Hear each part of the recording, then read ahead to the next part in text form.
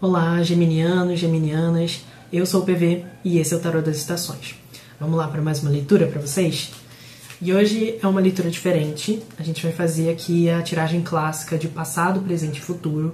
E quando eu digo futuro, vocês já sabem, não é um futuro fatídico, determinista, fatalista, não acredito em destino, eu acredito em possibilidades e potencialidades que vão mudando e se trazendo, e se fazendo de acordo com as nossas escolhas no momento presente, tá bom? Então, tendo isso em mente, leitura geral, não vai ressoar com todo mundo, você pega aquilo que fizer sentido dentro da sua realidade nesse momento. Mas vamos lá então ver aqui o passado primeiro. Passado veio com a carta do enforcado, presente agora. Carta do diabo. E agora, futuro. Carta da Imperatriz. Por que eu dei essa entonação diferente aqui? Porque a gente tem duas cartas que falam sobre um quê de abundância, né? Que a gente tem aqui a Imperatriz e o diabo, né? Cada um dentro da sua particularidade. Vamos lá. Eu acho, assim, a primeira coisa que me vem na cabeça, vamos ver o que vai desenrolar, tá? Mas me vem uma coisa de profissional aqui. A gente pode estar falando de uma área profissional para vocês, geminianos, geminianas. Vamos lá, vamos chegar lá. Vou tentar ser o mais amplo possível para abarcar também outros públicos, né? De acordo com aquilo que a intuição vai me dando aqui. Mas aqui a gente vem com a carta do enforcado. Isso aqui me parece que você vem de um momento de pausa na sua vida. Porque o enforcado sempre vai dizer, né? Já tá um disco arranhado isso aqui. Sobre um não movimento, né? Uma não ação, né? Exatamente por isso que os braços e as pernas aqui, né, estão enraizados, né? Então me fala de um período talvez um pouco difícil que você esteja vivendo, tenha vivido ou ainda esteja vivendo, né? Mas que está em vias talvez de mudar isso aí, onde estava meio tudo parado, sabe? Parece que estava estagnado, você sente que você está fazendo alguns movimentos, mas parece que assim, não está dando, sabe? Não está acontecendo, o que mais eu preciso fazer, né? Só que quando essas coisas acontecem, e aí eu tô dizendo isso pra mim também, tá? Por mais que eu não tenha muitos gêmeos no mapa, mas isso serve pra mim também. Às vezes, quando a vida ela coloca a gente nessa suspensão, ela tá querendo trazer algum tipo de ensinamento pra gente, né? E aí, por isso que o enforcado, ele sempre está de cabeça para baixo, né? Ele nunca está enforcado pelo pescoço, né? E mesmo que assim fosse, né? O tarô é simbólico, nunca vai falar sobre um enforcamento literal.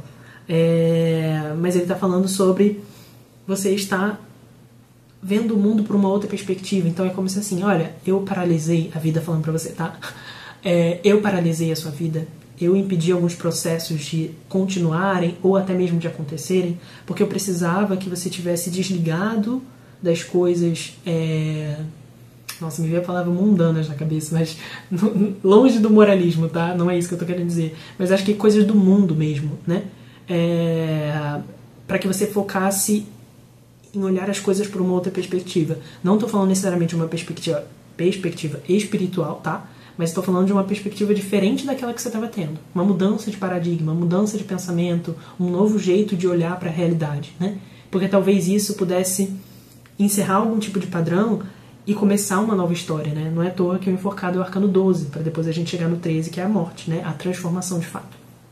Então é como se você estivesse ali para um momento, até posso estar falando de escassez, porque a gente não estava falando sobre, eu falei, né, sobre profissional, e assim que o diabo vira, muitas das vezes ele me fala sobre dinheiro, sobre finanças, sobre trabalho, então posso estar falando como as pessoas estavam passando por um momento difícil financeiro também, tá? De uma certa escassez, que pode ser a escassez financeira, mas pode ser escassez em outros níveis, tá? Escassez emocional, escassez... que está ali ligado ao emocional, né, familiar, dos amigos, na própria relação amorosa que você tenha, né, de porventura. E aí a gente chega aqui no diabo e ele está falando sobre, olha, eu falei que era abundância, né, a palavra, né? Então a gente tem a abundância de uma renovação acontecendo aí, né? Claro, mas a gente está falando do presente, né? Então você, talvez, esse período está se encerrando, né? Já tem até começado a encerrar para alguns de vocês, já tem encerrado, mas esse período aqui de suspensão, ele já foi anulado, né? porque agora você já está pronto para poder fazer algum tipo de investimento. E eu não tô falando necessariamente de investimento financeiro não, tá? Investimento em alguma coisa que você entenda que seja importante para você. Porque a gente está falando sobre materialidade, sobre coisas que possam minimamente florescer, e eu falo isso porque a Imperatriz está aqui no jogo também, e aí usar esse verbo cabe muito a ela.